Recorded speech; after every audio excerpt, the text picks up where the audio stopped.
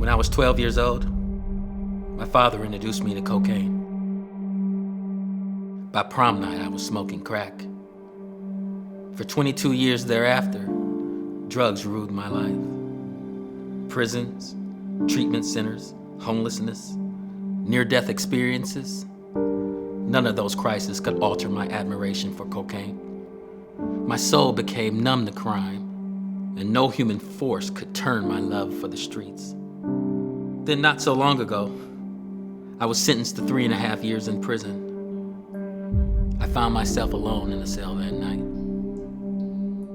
By dusk, the magnitude of my fate swept over me like a typhoon. Every thought in my mind conceded that I, Sean Dubois Day, had become the most grotesque of failures to have ever walked this earth. A demonic voice suggested that I kill myself, that I run with all my might and ram the top of my head into the brick wall. I mean, I wasn't anything but a crackhead anyway. No skills, no education. My own kids despised me.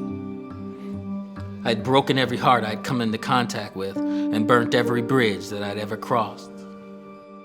Do it, the voice said. Just get it over with. I fell to the floor and began to weep.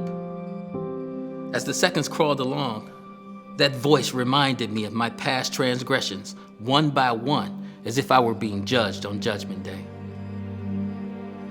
By twilight, I was broken. The grimness of what I had become was too overwhelming. It didn't take long for me to decide that ramming the top of my head against that wall was the best idea I had come up with in a long, long time. I stood up in tearful silence and stumbled over to the mirror where I looked at myself for what I built up in me to be the very last time. I stared into a pair of eyes I didn't recognize.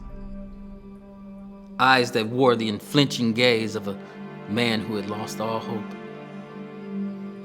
I said goodbye to the face in the mirror, turned, staggered over to the furthest corner of the room, crouched down in a runner's stance, and prepared myself for the finality of death. That's when a light shined on me.